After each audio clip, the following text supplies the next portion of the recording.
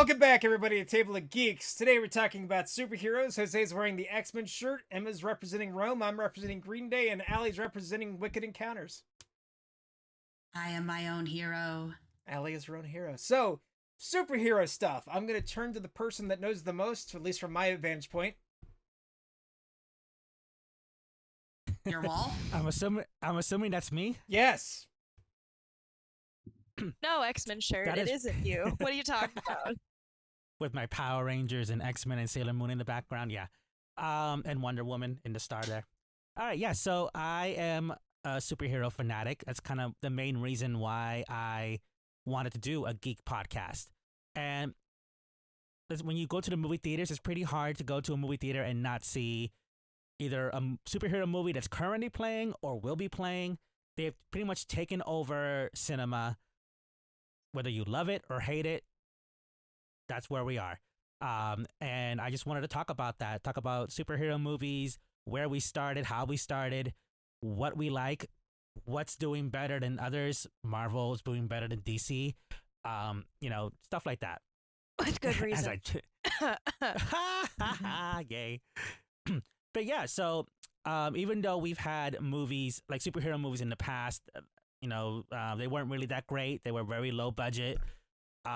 We had the Blade movies. I think the first one came out in 1998, and that's a Marvel property. But superhero movies didn't really start gaining popularity until, I believe it was 2001, when the first X-Men movie came out. And not long after that, Spider-Man came out, the original trilogy of Spider-Man, which Emma is like in love with. Coots, that's his favorite Spider-Man. Tobey Maguire live action, I believe. Just... And it did kind of spiraled out of control.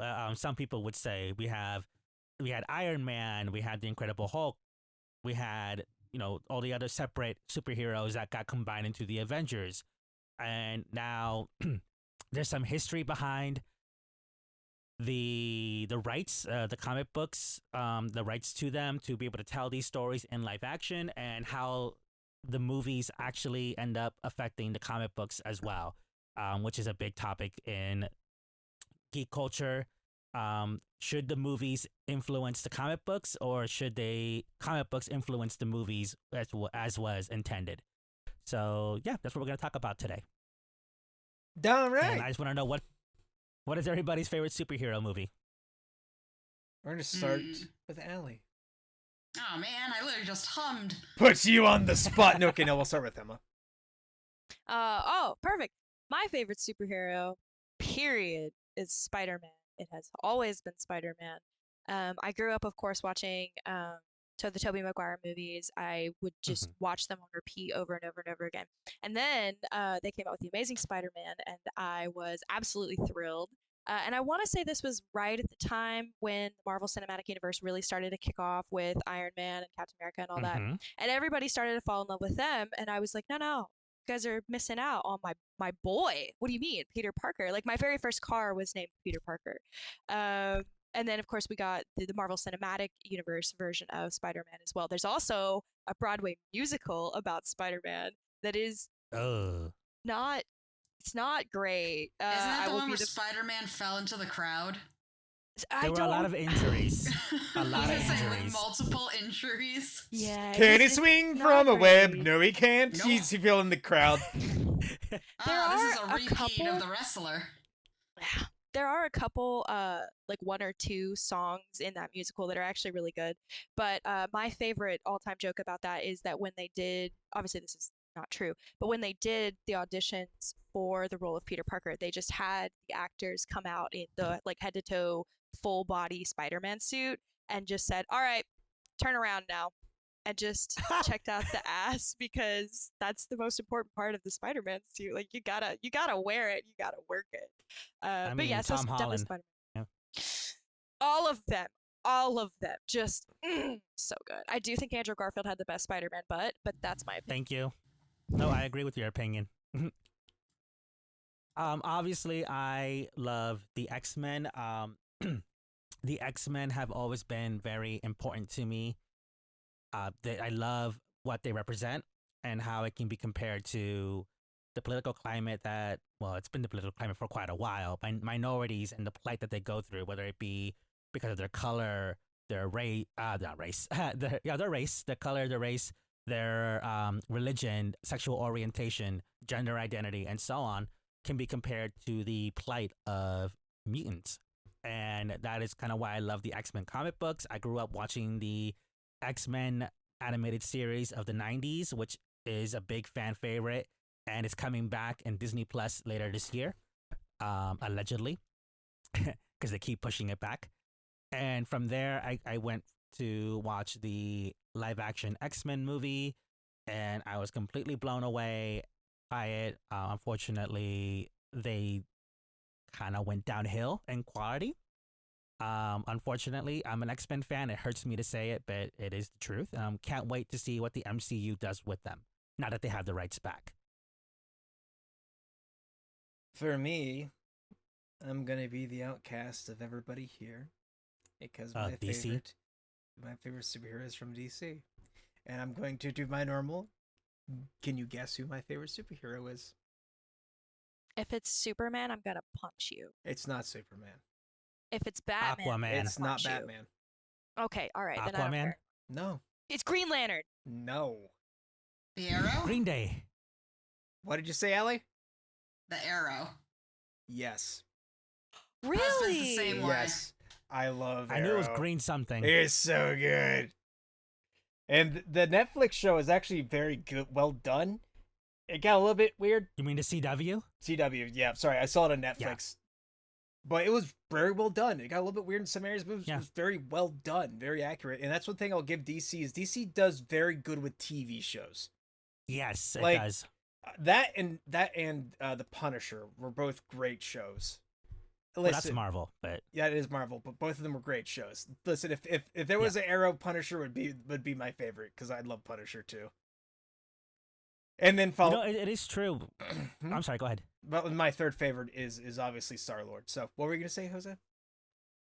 No, about your comment about DC TV shows being very good, because I am more of a Marvel fan, but I started by watching Supergirl, which originally was not on the CW. The first season was not. I forget what network it was on.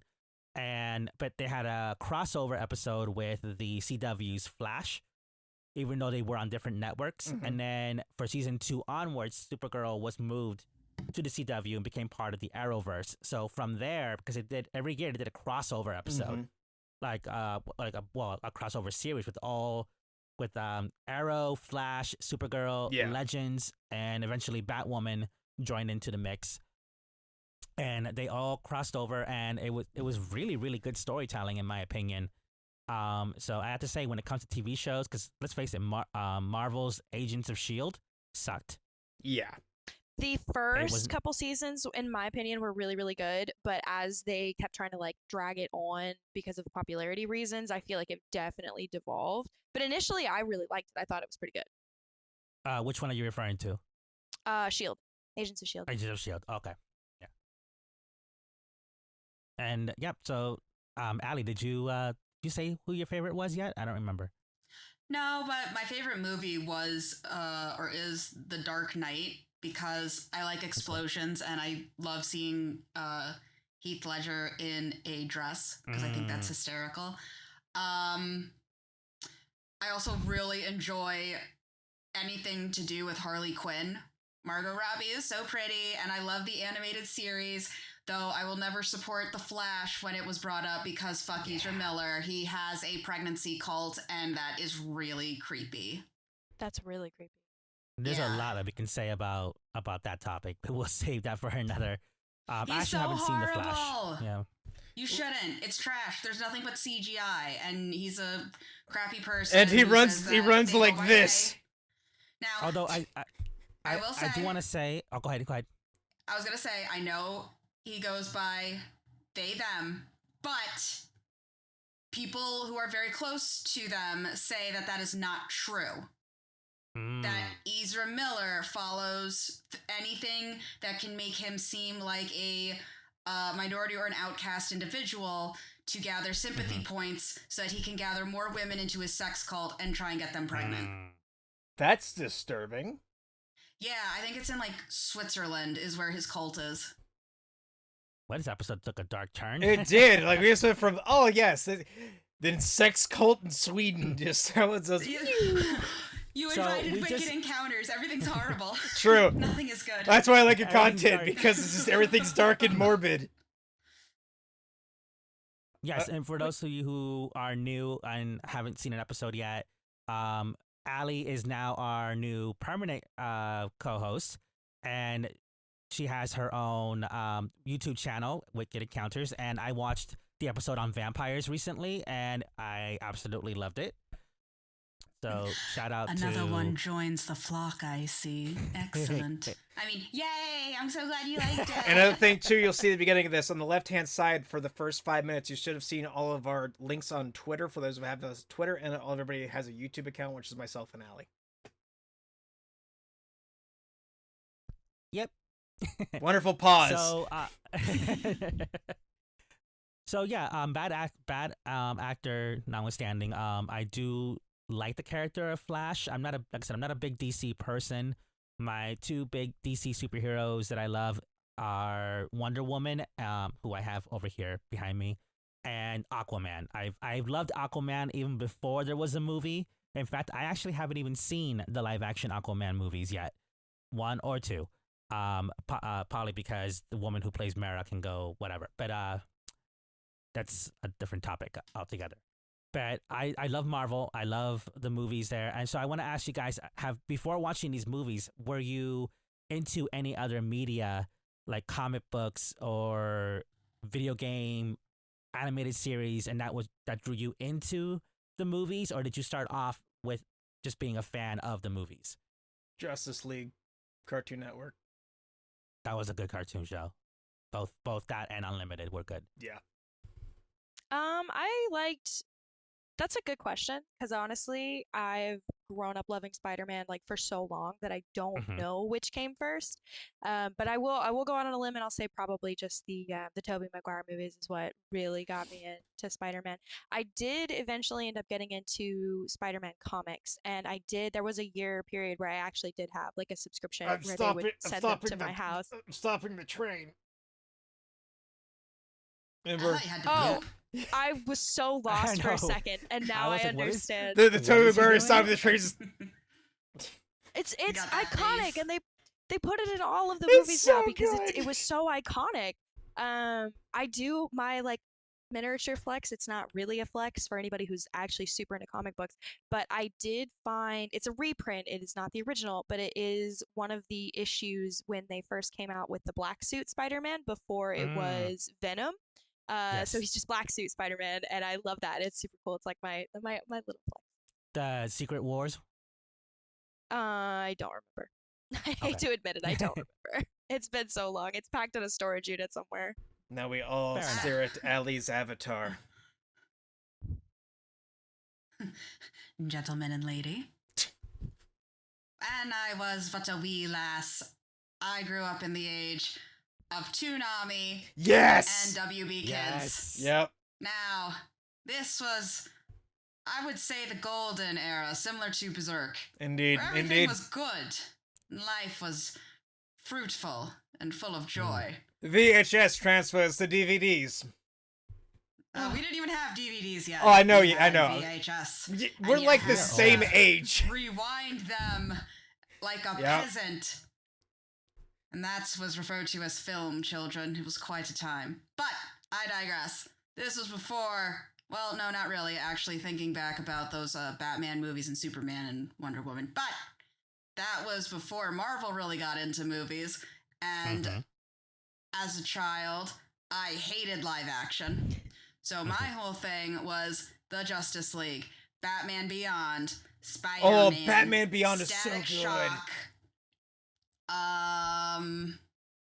Freakazoid. Yes, Freakazoid. So, yeah, quite literally, I think if you had anything to do with Cartoon Network or WB Kids, you had those animated. Yeah, Fox Kids, there we go. And, yeah, that's what really got you started. Living in the 90s. I mean, she's what a not wrong. time. there's this song. Look it up on YouTube. It's called what was it called? I was like, bring it back to the '90s. It was just full of nostalgia. And well, growing up, the only live action I watched was Power Rangers. Yeah. Oh, same. I also watched Power Rangers. Yeah, that was the only live action show that I watched. Everything else was animated, and X-Men was definitely the ones that I definitely loved. I fell in love with Storm right away. She is my favorite character. She's my favorite superhero of all time. Queen. Always has been, always will be. The movies did not do her justice. They made her very, very weak, Secondary. or more like secondary. Halle Berry wanted more action, and actually, I'll get into that later. But Halle Berry wanted to do better, but they just wouldn't let her. But the animated series that I grew up watching really is what got me into superheroes. Sailor Moon. I mean, some people say that because it's anime, it doesn't count as superheroes. I say F you. They transform. They fight evil. By moonlight, they are superheroes in my book. They're color coded. So yeah, they are superheroes. They have special outfits. Like no, like they're superheroes. They're absolute superheroes. So remember... What? I was gonna say, do you remember Small World? Oh my god, yes! I remember that. My cousin loved that show. I remember he had it on DVD and I watched it with him. I never knew that was about Superman. Yeah. Oh, Smallville. Yeah. Yeah, Smallville. That's the one. I literally, because that would always come on right after the WB session with like Pokemon and all of that. Mm-hmm. So once again, live action, I didn't care for it. Never knew it was about Superman. I didn't like it. What? But yeah, but I hear that later on in later seasons they brought in like younger versions of other characters like Green Lantern, Aquaman, and so on. So I mean, maybe it got better, but I tried watching it. I just couldn't get into it. I can tell. I hate Superman. I can tell who is the youngest person here. As we're all sitting here, be like, "Oh my god, Toonami!" Was like, Isn't Toonami still a thing? It was my bedtime. At 5:00 p.m. Well, after homework, it was dinner, and then homework, and then it was bedtime. Emma, let me ask you this. 5? Let me ask you this, Emma, and I'm kind of scared of your answer. Okay. How old were you when your precious Tobey Maguire Spider-Man movies came out? 2001. 2001. I was 4 years old. Oh dear Lord. Oh my god. I had them on VHS, so I remember well, that. She knows what VHS are. Okay, yeah. Good. I do. I was there for the rewinding of them, and I that's what it was. Is I'd pop that sucker in, watch the whole movie through, rewind it, just sit there waiting and listening. That's a question, though. Yeah, go ahead. Do you know what a cassette is? I know what a cassette tape is. Yes, I have never had to use one. Oh God, that's not true. That's not true. I had Peter Pan on cassette tape in my car, and we would listen to it on the way to school. Aww. Oh my God. It was really cute. It was like a little red cassette tape, and it just had Peter Pan on one side. I used to record songs from the radio.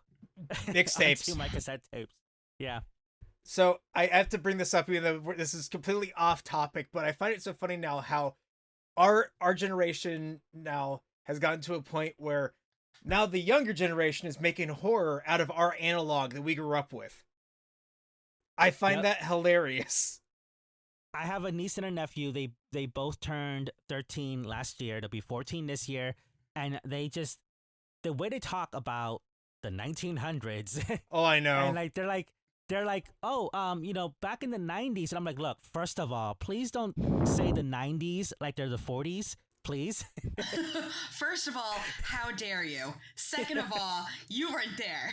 You see, kid, I had to get up off the couch from Jurassic Park, and didn't I had to hit the rewind button and sit there, watch the whole movie in reverse, and then hit play again, or stop it and take it out and put it back inside the box. That's and when let me tell you, the Titanic was a bitch.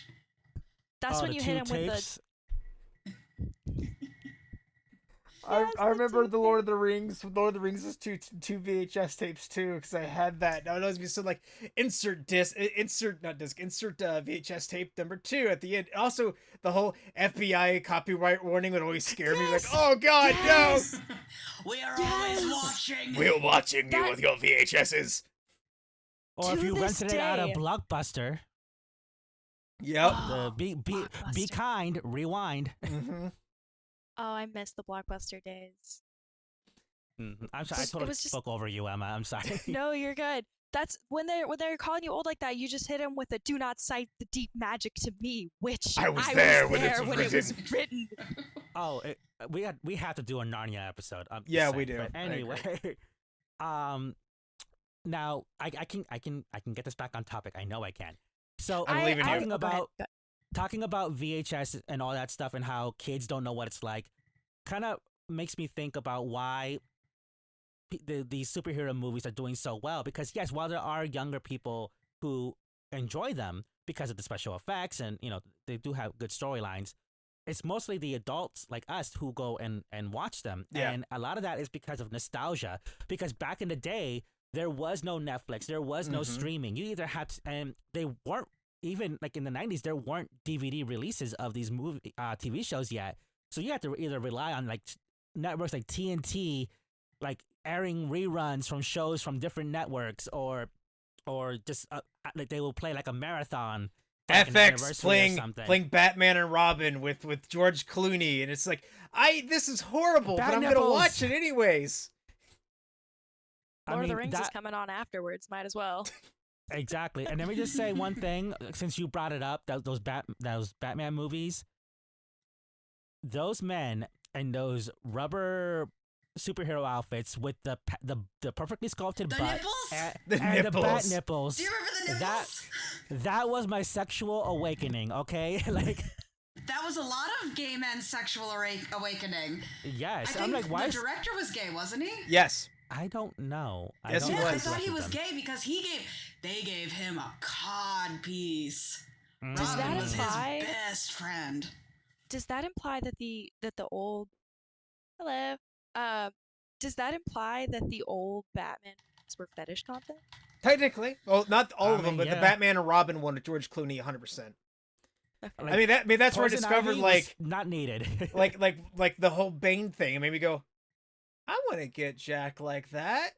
I still haven't achieved that, but that's something with like me. I was like, It's because you're not using Venom. exactly. And that even though they did Bane complete injustice with that movie, because Bane is just really smart, and like he's strong, but he's really smart. That's the thing. Like he's a very intelligent man. But then they're like, no, we're gonna make a big stupid guy that's huge. I mean, it depends on what media, because even in the comic books, they can't really decide how to portray him. So it is what it is. Now, are there any?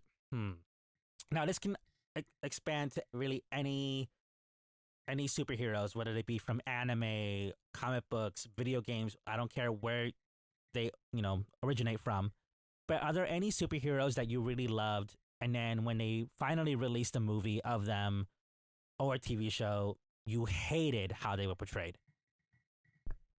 Yes. I immediately know mine. I had to think on it a little bit. Green Lantern. Oh, the Ryan Reynolds one? Uh-huh. Whew. Preach, brother. That's why I love it whenever Ryan Reynolds is just like, Dear America. Oh, sorry. Yeah, Dear America, I'm sorry. Like, it was so bad. Like, I was so excited really to see it was. because I watched Justice League growing up. Like Allie said, I was like that kid sat down in front of the TV, Toonami's coming on, I'm getting all excited to watch it. And then I go there to watch this, and I'm just like, this is horrible. I was so excited, but this is so bad. And it was such a disappointment. It was, and I mean, he has redeemed himself with Deadpool. Yes. He has thoroughly He did. apologized. He did make several like fourth wall breaking jokes. Don't make the as suit Deadpool green does, or animated. about- Yeah, stuff like that. That was I thought was absolutely hilarious. It was. It definitely is. Emma, do you have any like superheroes or that you did not like how they were portrayed in TV shows or in movies? I have the opposite. A Oh, go superhero that ahead. I did not care for, and then the movie came out, and I absolutely fell in love. Okay. And it would be Wonder Woman. I've Mm. literally never cared for DC, and the reason partly behind that is because number one, I absolutely hate Superman. I think he's a garbage I'm character. Mr. Hero and Period. I'm perfect. There's nothing wrong with me. There's no complexities. I have Then every you should hate Captain superpower. Marvel too. Oh, well, you. Well, I well, do. well. Oh, Ali has spoken. Joke's but yeah, on you. My hatred has no bounds. but yeah, so I Embrace do. I it. hate Superman. I think garbage character overall. I don't hate Batman per se. I'm more like fond of the Batman villains than I am of Batman as a Mm. superhero. But I hate the kind of person that's obsessed with Batman. And that's probably very judgmental to say, but they're usually very obnoxious, and I don't enjoy speaking Law to them. was a giant Batman fan, if you remember Law from Oh yeah, and I hated him too. So if you're listening to Picturing this, my fuck brother you. right now. He's a big Batman fan. Go And off, then Queen. Share your hatred. The third biggest superhero in DC is Wonder Woman. And Mhm. from every portrayal of Wonder Woman that I had ever seen, she was great. She was cool. She was fine. She was whatever. But like, she had this massive stick up her ass. And I was like, you Mm. annoy me. You're annoying. And so whenever the Wonder Woman movie came out, it was the first like female superhero movie that they had made. And this was also during the time of like the height of the Me Too movement. And I was like, I don't really care for Wonder Woman. I don't really care about DC, but I'm going to go see this movie in theaters specifically because I want the like Hollywood to see this movie. I want to give them my money so that they know to produce more movies along Mhm. these lines. And when I went in, and first of all, I love Gal Gadot. I think she's or Gal. I think it's Gadot. It is. She's It's Gal Gadot. gorgeous. Okay, perfect. Absolutely gorgeous, a phenomenal actress, and I will never, I will never forget. And to this day, I still get teary-eyed, and it's on the nose. But it's her when she decides that she can't just sit in the trenches anymore, and she gets up and she charges across no man's land. And it's very on the nose. But just watching that scene of like, I'm gonna tear up thinking about it right now. Oh my God.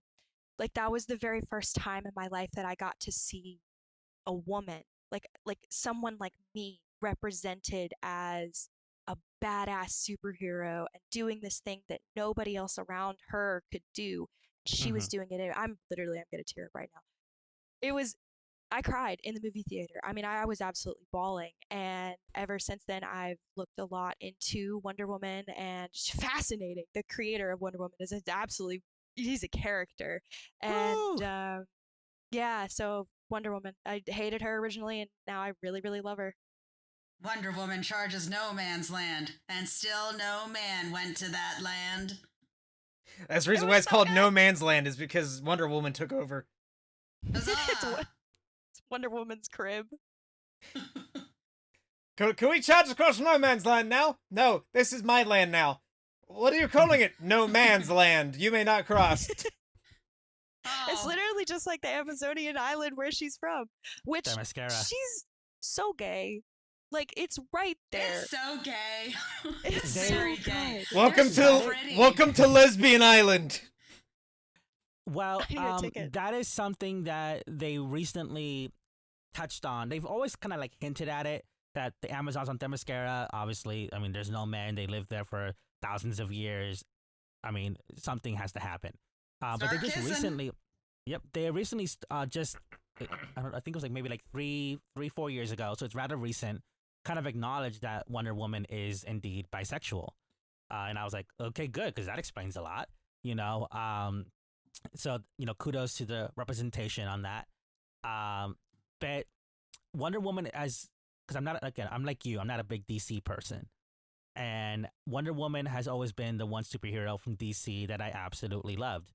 I entered a contest where we had to write a character based off an existing character, and I chose Wonder Woman. I could have gone with Storm, but I chose Wonder Woman, and I made myself like her sidekick. Like, Batman has Batgirl, Superman has Supergirl, and Wonder Woman had Wonder Girl, or I forget what she's, Donna Troy, she's known as now.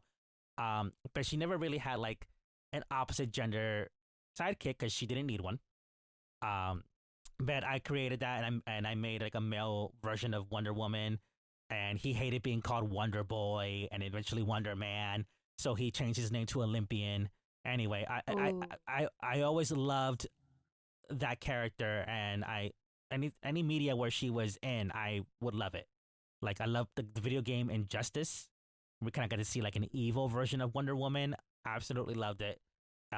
So I agree with you. I mean, although I liked her in both comic book and movie. So I mean, that's just me. Ali, is there anyone that you either liked before the movie or TV show and hated the TV show and movie, or vice versa, the way that Emma did? Well, first off, the more y'all were talking about Wonder Woman, the more I was like, ah, yes, how wonderful. An island full of lesbians. Wait a second. She got with a guy. When she first got with him and he pulled his pants down, do you think she went, ooh, living dildo? Like, do you think that was like the greatest thing to her since sliced bread? Because she was just like, oh, I don't have to hold on to this. I don't have to do the work? No, you still do, honey. I'm sorry. God. Ali, did you watch the first Wonder Woman movie? Yes. And I watched the second one where there is very questionable sexual situations where he did not consent. Yes. But you saw her when he's healing in the bath and she sees him naked and her reaction to she goes, his God penis. Damn, son. I love that scene. That's a weird personally. looking clitoris. You might want to see a doctor. That looks a little bit enlarged. That looks infected. I think it's beautiful. There seems to be white thing coming out of your clitoris. You might need to see medical attention. Let's put it this way. In all seriousness, all right, we're going to put our serious faces on. I'm sure he had a beautiful penis, but that would make an absolutely hideous vagina. Yes. I don't think I would ever recover. I'm the one that didn't break, so massive clitoris. I would be so scared. So we know a random person that might be listening out there who has this weird kink for massive clitorises. But please, as the words of what I say in my D&D game, we don't need the clitorosaurus out here, all right? All clitorises are beautiful. They are. It's just, I know there's that one guy like, oh yeah, keep talking about the dick I'm not length interested. clitoris. I'm allergic. I had a car driving by. I can hear that. I'm allergic. Oh God, it's getting close. I can feel my throat closing in. I'm 100% keeping that audio into the podcast. I'm just gonna have a truck driving behind you. As a person who exists, I say, why not enjoy both? But that is my own thing, and I am not allergic. I am. You know, that's okay. You know, we can't pick our allergies. Like me, I'm allergic to THC. Hey. Yeah. You know what? Speaking on that, once we're done recording, I'm gonna tell you a funny story about a real allergy that I have, but that's an after dark. I love fun story. Stories. Oh, I love them even more when they're after dark. But okay, back to your question that you gave me. Yes. So, let's see. I did not like the Captain Marvel movie. Mm. And I also, other controversial opinion, do not like the Quartering, because I know he also hates Marvel, Captain Marvel, and I will not associate with him or his ilk. But I also did not care for the Joker movie starring Joaquin Phoenix. Me either. I thought it was a poorly done display of... Like, let's put it this way. It wasn't a bad movie, but it was a bad Batman DC movie. Because he did not give a reason for why all of a sudden at the very end of the movie, spoilers, he just kills the nurse. It's like, okay, so now you're a full-on psychopath, but why? What did she do? Before you were doing it because your mental state was wacko. If you have mental health, please seek help. But for him, it was quite literally like, I'm just killing you now because I have to be the Joker because that's who I am. And so now I'm going to kill people. You just wouldn't get it. It's like, you're right. I know. You're stupid. I didn't like it either, but I am looking forward to seeing Lady Gaga try to portray Harley Quinn in the sequel. So. Oh yeah, like definitely. Yeah. I will still watch the movie because I am interested to see where it goes as its own specific movie series. But as far as like, I can't judge Lady Gaga yet, but I can't picture her getting smacked around by Joaquin Phoenix, but I also haven't seen Poison Ivy, so I don't know how that would go. She gets smacked. Just no, come on. That's Rihanna. Never mind. No, bam. I personally, in the most misandric way possible, don't care for Iron Man, but adore Captain Marvel. And I don't like Iron Man for the exact same reasons that I absolutely love Captain Marvel. But I also hate Superman. But it's so that's why I say it is the most misandric way possible. I mean, now explain. Well, Captain Marvel has a ton of superpowers. She's super overpowered, which is exactly the reason that I hate Superman. Yeah. But I love that Captain Marvel gets to do it because she looks hot, first of all. Second of all, because... You think Henry Cavill ain't hot? I didn't say that. I didn't say he wasn't eye king. I just said I think he's overpowered. Let her cook! But then, like, the haughty kind of flippant disregard that Iron Man has, that Tony Stark has, which I know he doesn't. Like, he cares, obviously. He cares deeply. He wouldn't be a superhero if he didn't. That irritates me about him, like, greatly. Like, I'm like, oh, wow, what another Playboy millionaire. Like, I get that you have a heart of gold, but, like, you are so sarcastic. It makes me angry. And then Captain Marvel turns around and she's cocky and flippant and funny and self-assured of herself. And I admire her for that. So yeah. See, with me, I think Brie Larson has two settings: brick and brick with lipstick. But brick with lipstick is kissable. Like, I would smash that brick, okay? I would. Also, I wanted to say this. Would. It's a brick. I want to say this because I don't want to forget it. I'm changing my vote on Arrow being my favorite, and because I'm bringing something out. We said Marvel and DC, but there's another comic book, something that we didn't mention, which I actually have read most of these comics that they've produced.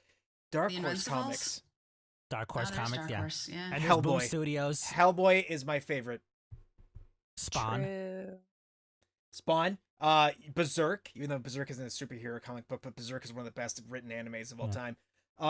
It's manga. Sorry, manga. I apologize. I'm not a perfect weeb.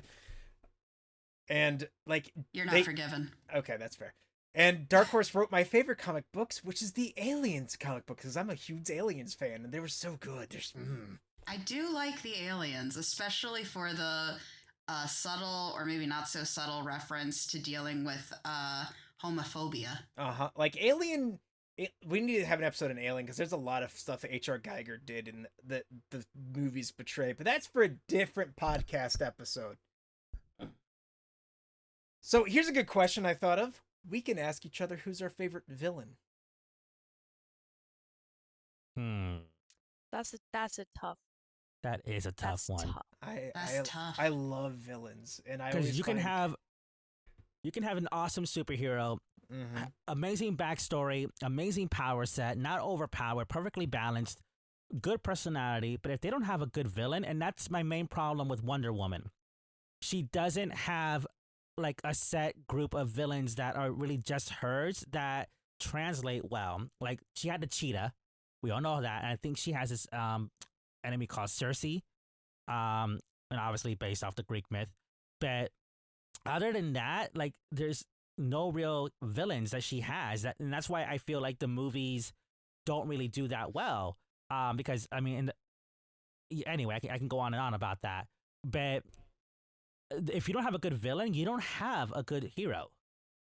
I feel like Wonder Woman's main villain was always the patriarchy. Yeah, I actually will 100% agree with you on that. True. Her and Barbie. Yeah. Imagine a crossover movie with Barbie and Wonder Woman. I'd watch it. I feel like they'd get along. They would. It'd be funny. So, I mean, I own one Barbie, and she's right up there, and it's a Storm, like X-Men Storm Barbie. Oh, So, do you have a villain, Allie? I got a lot of villains. I'm just gonna stick with Harley Quinn because I mentioned her before. Because she just has such a good arc. She went from being, I believe, created for the Batman animated series, did Yes. so well, she became canon. Yep. And then they made her go through a horribly toxic relationship. And her backstory is horrible, too. Yeah, she was so successful, and then all of this horrible stuff happened that happens to so many people in general. I mean, obviously hers is for, the women who are in toxic relationships. She's able to get out of it. She has issues with it at first, but she overcomes it, gets better, gets a hot girlfriend, and just goes off and does her own thing, causing mayhem while still being a rather decent person, and told the Green Arrow to name his arrow cave the Quiver. The Quiver. There's something else too I will say about Harley Quinn, which is something that my wife being basically a psychiatrist, when it comes to what happens to Harley Quinn and we're saying a toxic relationship, if you ever discover yourself where your significant other's manipulating you to do things, that is manipulation with the significant other. That is something that will happen to you, and it's so hard to notice, which is something that Harley Quinn it happens in the comic book, the cartoon, the movies. Mm-hmm. It's something that is real and it happens, and if you find yourself in that situation and you realize it, get out of that relationship. But also realize too, it's not just your romantic relationships. Yeah, it could be anybody. It can be friends, bosses, anybody where there is some sort of connection to. It can happen. Like, you don't have to think that manipulation. Anybody your can best manipulate friend's just you. an asshole. Yeah, like they could literally be toxic to you. Yeah. I'm glad we're recording separate audio tracks. This dog just tried to burst in the door. But, like, I love the different scenes where in the new Harley Quinn animated series that they do, at the very beginning, she would have these moments where she's talking to the psychiatrist of herself. And it's like, oh, yeah, you're showing clear signs of this. And she knows it. And she still fights with it because that's what people do. They know what's good for them, but they don't necessarily follow through until she finally does. It's hard. As somebody who struggles with mental issues, it's very difficult. You know, in our last episode, one of our previous episodes, the Avatar Last Airbender, we talked about, I mentioned about, I don't like it when they had to take all these villains and give them a redemption arc. And I said, let the villains be villains. But Harley Quinn is actually one of those characters because she doesn't go full hero. We can push for anti-hero, but she in one issue she'll be a villain, the other issue she'll be a hero, and then they also make the point with her to say, oh yeah, to you, she's a villain because she's doing this, but this person over here is seeing her do the same thing, and to them, she is a hero.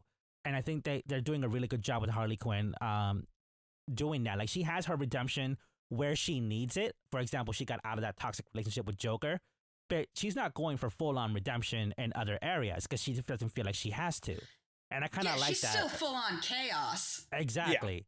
Yeah. And I like that because, I feel like you don't have to necessarily change every last thing about you, because then you have a character that's completely unrecognizable and unrelatable, but she changed the things that she felt like she needed to change, and the other things, accept me or I'll hit you with a baseball bat.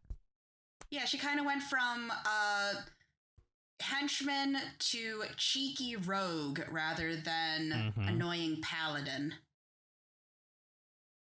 Because nobody likes the annoying paladin. Cheeky rogue, though. I must oh no. I like the annoying paladin. Well, that's not Harley Quinn. Nope. It's a character flaw of mine, though. So Harley Quinn is an anti-paladin. Yeah. So, Harley Quinn, Emma? On the same note, probably my favorite villain that I would have to pick, which is annoying me because I'm literally drawing a blank on every other villain right now, is actually Poison Ivy. My biggest experience with Poison Ivy, of course, is the animated series, the Harley Quinn animated series. But I've always really, really, really enjoyed. I did watch I don't remember what it was called or what year it was from, but the old Batman movie, Batman and Robin. She's like, yeah, where it's Poison Ivy too. First of all, she's hot. She's redhead, and she wears usually nothing but leaves. You cannot go wrong with that. But then beyond just the physical appearance, of course, her mental everything and what she stands for and what she fights for and the reason that she is a villain is so fascinating to me. She's essentially like just an eco-terrorist. She wants to Mm. take down oil corporations because of what they're doing to the environment. She wants to take down billionaires who are hurting plants, and like her whole point is that she can talk to plants and use plants, and she's got that Also like kill seductive men. also kill men, which is great. She's like a femme fatale I'm type gonna live my villain. dream of death. Woo! And I really like her. I I'm really, safe. really, really do genuinely enjoy her. This is true. You are safe. Yep. Wait, has that ever been explored? Did she ever try her pheromone things on a gay man? She did. Did she? Yep. Oh, I'm so glad it didn't work. It didn't work. I'm so glad for that. But that I is think something that's that funny. yeah, that's something that could change from like writer to writer, you know, because they might just say, well, you may be gay, but you're still male. You chemically, you still react, you know. And I'm like, no, okay, don't even try to figure out this chemical imbalance that's going on in here right now. Um, I'm not saying that being gay is a chemical imbalance. Okay, I'm just picking a joke. Don't cancel me. I'm having a hard time finding a villain because I'm like, oh, I'll say this one, but he's a hero now. Oh, I'll tell you this one. No, she's also a hero now. Oh, I'll go. It's there's so much redemption, like for these heroes, especially among the X-Men. The X-Men are notorious for redeeming their heroes. Emma Frost, a character that I am actually just now starting to appreciate. I used to hate her. She was the White Queen, and she was evil, and now she's led the X-Men even. Rogue, another popular X-Men character, was part of the Brotherhood. She was also a bad guy, and now she's one of the most like important X-Men members. I actually Magneto, had no idea she was a bad guy. That's wild. yeah, she started off a bad guy, and she was part of the Brotherhood of Evil Mutants, and then she eventually joined the X-Men, and has been a member for decades now. But Magneto, I love Mystique. Mystique. You know what? I think I might go with Mystique. She's flawless. Yes, and you know what? Thank you, Ali. I'm gonna go with Mystique just because Mystique is getting a lot of attention right now. When Mystique was created, she was meant to be the mother of the X-Man Nightcrawler. I don't know if you guys don't know who Nightcrawler is. I love Nightcrawler. There we go. He's great. Okay. And that was his mother. And later on, it was revealed who his father was, and he was this red demonic-looking mutant. And now we find out the real story of who Nightcrawler's parents are. When Mystique was originally created, the writer intended for Mystique and her wife, Destiny, because they were one of the first lesbian couples, even though they weren't allowed to say that they were a couple because of, censorship. But his original intention was to have Mystique morph into a man completely, where she can perform, she could produce the male reproductive, cells, and then she would have sex with Destiny, and they would conceive a child together. But that was considered way too taboo back then, and they said, no, you can't do that. Well, and now in 2023, they decided that they are going to do that, and they just now revealed that Mystique did indeed morph into a man, had sex with Destiny, and Destiny being a mutant who's blind and can see the future, if you're not familiar with her. She's not very popular outside of the comics, unfortunately. But anyway, that's Mystique's wife, and she gave birth to Nightcrawler. So Destiny is Nightcrawler's mom, while Mystique is his father. Hot. Yeah. When your whole thing is like shape shifting and changing, like does gender even really matter at that point? No. I think that was her whole thing too, where I can't exactly remember, but I feel like there's one or two times where even in the animated series, she kind of touches on that, where it's like, yeah, man, woman, anything in between. She can be literally whatever. It's not just shape shifting on a appearance it's level. It's a cellular it's level. The whole thing. Yeah. So does that even make it gay in that regard? Ooh, queen. No. Yeah, I would say yes. I would say yes. Well, maybe not. Because of like the form that she typically has, like her default setting is like this Mystique female woman. Default Mystique does say that gender doesn't normally mean much to her, but she does identify as a female, and she has hinted that she was indeed born female. And she doesn't identify as like non-binary or trans or anything like that. So I would say yes. Because Mystique and Destiny in the comic book world are viewed as like couples goals for lesbian representation. So I would say yes, that's still considered gay because, but yeah, I think I do love Mystique just because, first of all, in the X-Men movies, she was one of the best characters. Yes. I loved her. And she could fight like no other. I do love that she is that was representation. Jennifer Lawrence, right? Not originally. Rebecca Romaine. Well, I'm gonna say Romaine, not Romaine Stamos, because she was Romaine Stamos back when she first did the X-Men movies. She played Mystique in the original trilogy, and then Jennifer Lawrence played her in the newer movies. She played a younger version of her, and she did an amazing job too, in my opinion. But so I'm gonna go with Mystique as my favorite villain. She was a boss ass bitch in the animated X-Men series. Like, every time she showed up, you knew shit was going down and it was gonna be bad. Mm-hmm. And I loved her for it. Oh yeah, and they leaned into the fact that she is the foster mother for Rogue and the biological father now of Nightcrawler. And I love that they don't touch on that a lot in the TV shows and movies, that Nightcrawler and Rogue are technically siblings. So, yeah. So, my favorite villain, and yes, you're all going to be like, oh, God, no, this. Are you going to say the Joker? No. Oh, thank God. Okay, then you're good. You're set. You're good. The Riddler. Okay, no, that's a quality answer. That's So, a genuinely quality answer. Which version? Not the Jim Carrey version, right? No, like the actual comic book and animated series Riddler. So the Riddler is a mentally disturbed man.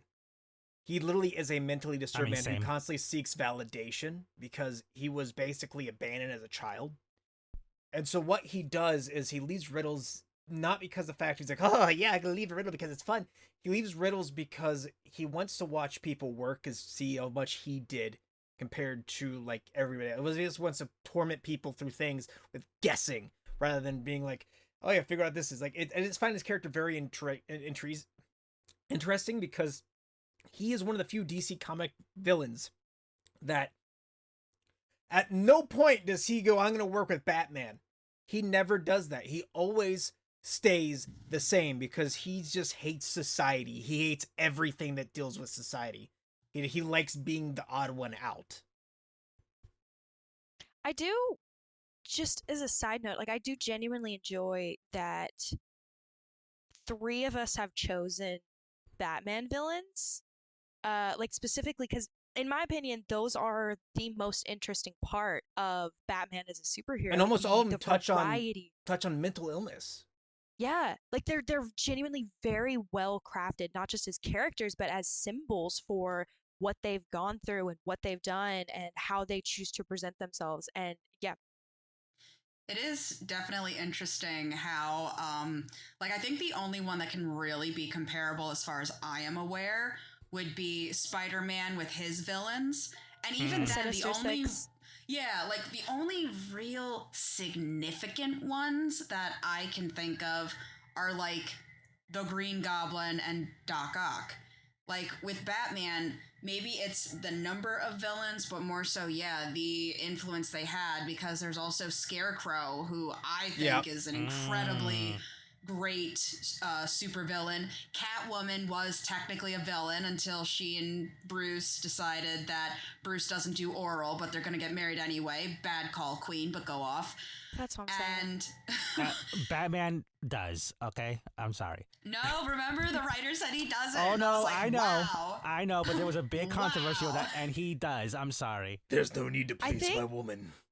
I think that's just like a throwback to the kind of person that is obsessed with Batman because they can't get oral. Oh my god, so... wait. What if... So of course Batman... Hear me out though. What if he doesn't do it because she's Catwoman and he knows she'd be mad if he ate pussy? Welcome back to episode 2 of Table Geeks After Dark. I'm just wondering. Talked about a super enlarged clitoris. Do you think she would hold it against him? Well, since we're talking about superhero genitalia, I mean, are you guys familiar with the Fantastic Four? Yes. Yes. Are you going to talk about Mr. Incredible? Mr. Fantastic. Yeah, Yes, Mr. that's the one, Fantastic. yes. Oh Do my you god. think that Do you he can think stretch wrap that? around? I, I would love to find out. Oh my I god, would what if love he to can find out. like use it as an anaconda? And then oh My God, anaconda. He's a superhero version of a hentai tentacle monster. Oh my god. You know, it's funny. Like he'll be texting his wife, and be like, "Honey, are you in the mood?" She goes, "I am, but I'm not going up there." He goes, "You don't have to." Don't worry, I will. He's just like dun dun dun dun. And It's just crawling up down the steps to her. Yep. And if she doesn't want it, she'll just turn invisible or put a force field around it. So there you go. Honey, I can't reach you. There's a reason why. Why? I don't want it right now. I have a migraine. And then he's just like, honey, just open your mouth for a second. Please. I'm already there. Oh my God. Dear Lord, help You us out. would not believe what this blood flow is doing to how long this is right now. We need, how we would need that a hero work? to save us from ourselves. Like, Yes. oh. Well, yeah. So let me try to bring up something real quick. There's So a reason there's why I one put thing- this is not made for kids. No, it's not. So It's like the warning they put on the toys. You know- Children, do not play with me. Yep. Choking hazard. Choking No, hazard. I don't like Yeah, that. I love You it. stop it. Yep. No, we will Look. not continue this one with children. No. Not talking about children. But I actually know a man who was Was it really choking full of hazard? himself. Really full of himself, and he put choking hazard as a tattoo in his pubic area. And I told him, you do realize they only put those things on small things, right? That warning only goes on small things. What if that he knows and he's like, yeah, I want to make sure that my lover understands that I have to resort to fingers and tongue usage. I have a No. micro penis. No, I've seen it. It's big. But anyway, Oh. moving on. God, But yeah, I so love this podcast. one of the big things. Oh God, I wish I would. Yeah, no. Okay. One I'm of sorry, the go on. one of the main issues that people who are fans of the comic books and obviously by extension the movies are infuriated by is when they alter the source material to fit with the movies. There was a big controversy because Marvel was not making a lot of money. The X-Men franchise was actually gaining them some money, but not a lot. And so they sold the rights to their movies to different companies. For example, Sony got Spider-Man, Fox got Fantastic Four, the X-Men, and a few others. Excuse me. So when the movie started getting made, they didn't really have to worry too much about that back then. But then when Marvel started to get involved in making the movies themselves, it got some issues. For example, the characters of Scarlet Witch and Quicksilver, they first appeared in an X-Men comic book as part of the Evil Brotherhood of Mutants with Magneto. And Magneto was eventually found out to be their father. Then when they wanted to make the movies, there was some middle ground because they were mutants and Fox had the rights to any mutant characters, but they were also Avengers for a lot longer than they were in the X-Men comics.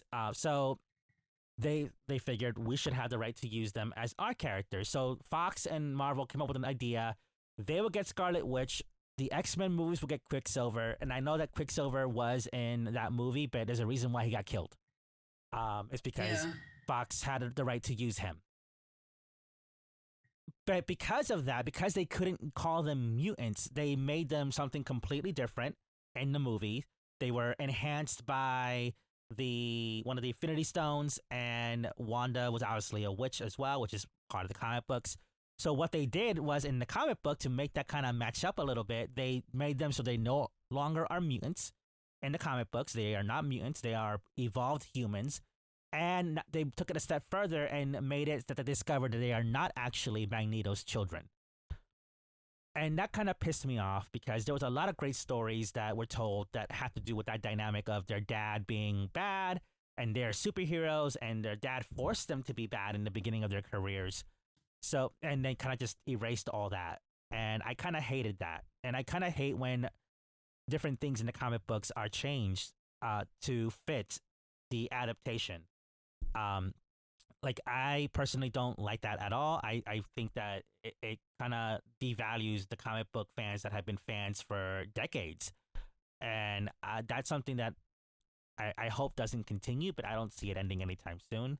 Because in the TV show on Disney Plus, Ms. Marvel, Kamala Khan was revealed at the end of season 1, spoilers, to be a mutant. And so in the comic books, they recently made her a mutant inhuman hybrid. And the writers said that they're okay with this because when they first created the character, they wanted her to be a mutant, not an inhuman. But they had to make her an inhuman because of reasons. So I just don't like it when the movies influence the source material instead of the other way around. I don't know if you guys have any opinion on that. Similar, but not specifically about superheroes. But what you're talking about, like, also reminds me of not the prequels, not the originals, the sequel trilogy for Star Wars, where Disney just wiped away literal decades worth of expanded universe. And there were a few nods to it, like specifically with Kylo Ren being Han and Leia's child. In the original expanded universe, they had 3 children. They had 2 twins, Jason and Jaina, and then they had a youngest son, Ben. And Jason Solo did end up turning evil, did end up turning to the dark side. And of course, their youngest son was named Ben, so they kind of matched those together to create the character of Kylo Ren. But yeah, that was really sad because I was super into expanded universe lore. Like my 9th grade English class, literally all I did was sit there on my computer on Wikipedia, just reading, the Yuzang Vong and all this just awesome, incredible stuff that got wiped away. And I do feel like that's part of the reason why, at least part of the reason why the sequel trilogy never really took off was because they were erasing decades worth of lore and loved characters and loved stories to create something new. Jedi Academy game, it's gone. It's gone. It's gone. At least we kind of get to keep KOTOR. Yeah. But that's a risk you take. And in situations like that, that's a risk you take because I'm a big fan of the TV show Charmed. And the original Charmed. I mean, the reboot was okay. But they released comic books, and they did the same thing with Buffy, where they continued it. It was like Charmed season 9, Charmed season 10, and so on, and Buffy did the same thing. And they told stories, and the creators and stuff behind those TV shows said these comic books are indeed canon.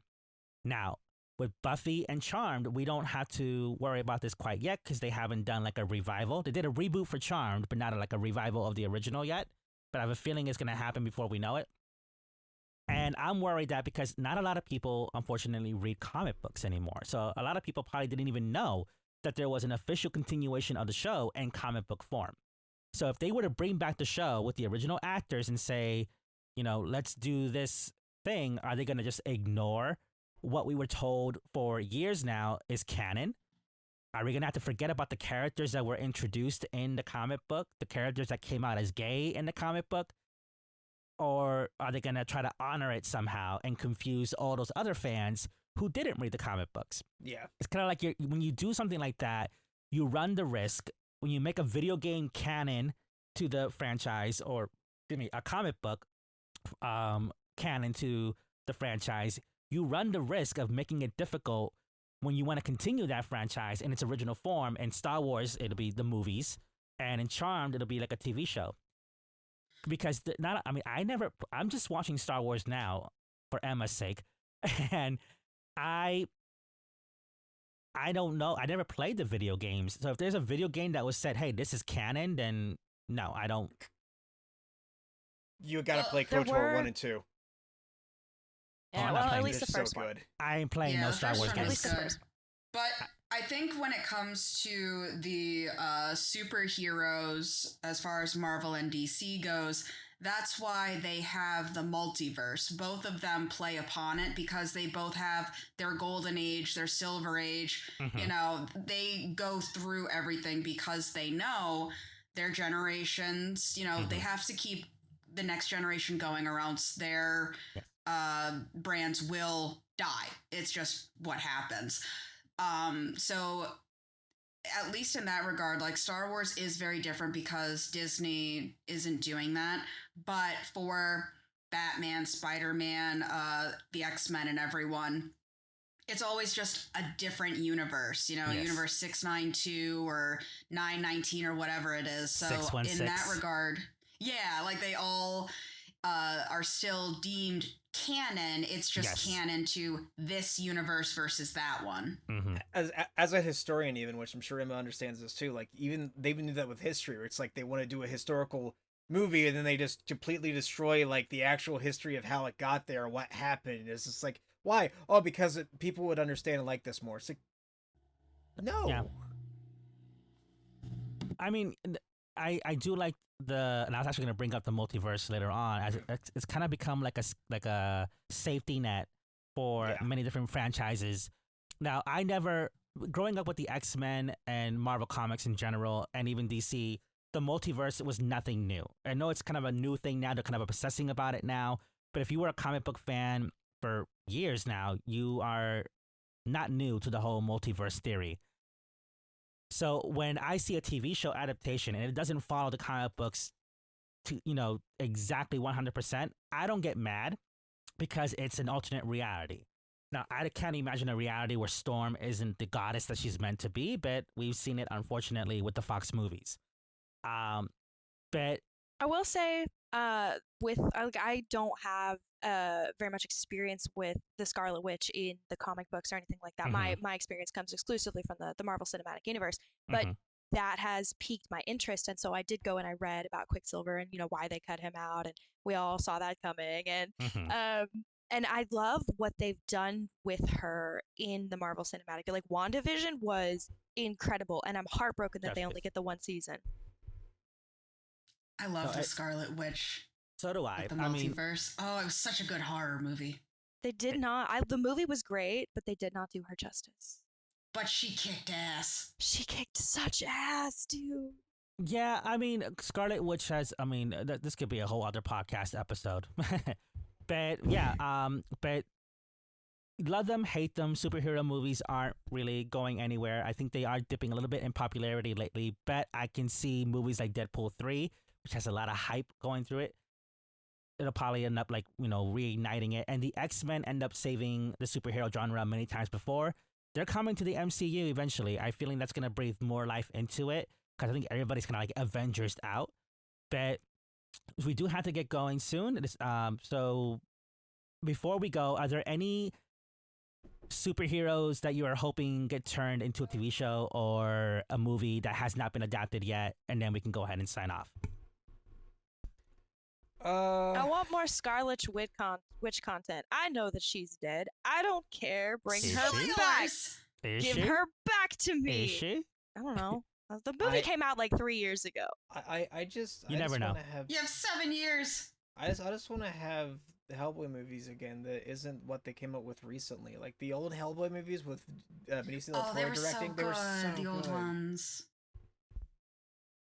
Ron Perlman plays a good Hellboy. Girl. Hawk Say Girl? again? I want to see a Hawk Girl movie. I would like to see that, or at least a live action series or something, you know, because I loved her in Justice League. You know, and she was just so angry. She was the barbarian of the group. Yeah, accurate. Ooh, go ahead. Do Shark Boy and Lava Girl count as superheroes? Because I would love some more Shark Boy and Lava Girl content. Unfortunately, I guess they do. I mean, other than seeing the X-Men and the MCU and actually seeing a good Fantastic Four movie, for once, I think that what I would like to see, and I don't know if they can pull it off in live action, but I would love them to try, and I'm dating myself a little bit, but She-Ra, I would love to see a She-Ra live action. We've had He-Man, it wasn't good, but we had a He-Man live action. Why can't we have She-Ra? DreamWorks, you own the rights to She-Ra. Either give us another animated series because your last one was amazing. Give us more. Give us more. Yes, give us more, or do a live action. I mean, Margot Robbie can play She-Ra. I watch it. Ooh, yes, Margot Robbie could play anything and I'd watch it. She won't get an Oscar nomination for it, but she'll play it. Ken will. Yeah, I just want to see a movie of just like nothing but Margot Robbie playing every female character and just. Hey, no, hey, she can play Mattel. every female, male, and other. Okay, so play every character. Barbie's Yes. Mattel, right? Yeah. Yes. And so is She-Ra. There you go. I have no excuse. They have no excuse. I actually, for Halloween, a couple years, I went in full She-Ra costume, and like I even, From the I even 80s made the or little the new tiara. one? The new one. Okay. Because the new one had the shorts, and it's October, and I was cold and didn't feel like walking around in a breezy little skirt. Which is That's literally 68 degrees. It's cold. I live on the coast. It's icy Yeah, here. I threw my niece a She-Ra birthday party, and I got her the costume to go with it, including the I love tiara and that. everything, because it was the new one. But she also loves the 80 ones too, so I kind of combined them both. But yeah, all right. So yeah, that was my answer. I don't know who's left. Coots? I spoke my piece about Hellboy. Okay. All right, then we're good. Yep. Thank you all for tuning in to Table of Geeks. We'll see you next time for another wacky, wavy, inflatable, flailing arm tube man session where we'll either find out if we're going to be going to Table of Geeks After Dark again, or we're going to be sticking with Little Timmy Can Watch It again because we stopped talking about sexual organs. So, with if that, me and Allie are on the show, we're doing it. Yeah, kinda true. fucked in that Yeah, regard. we are fucked now, which I absolutely love. All right, with that, everybody have a great night, and we'll see you here next week. Adios. Hola. Bye.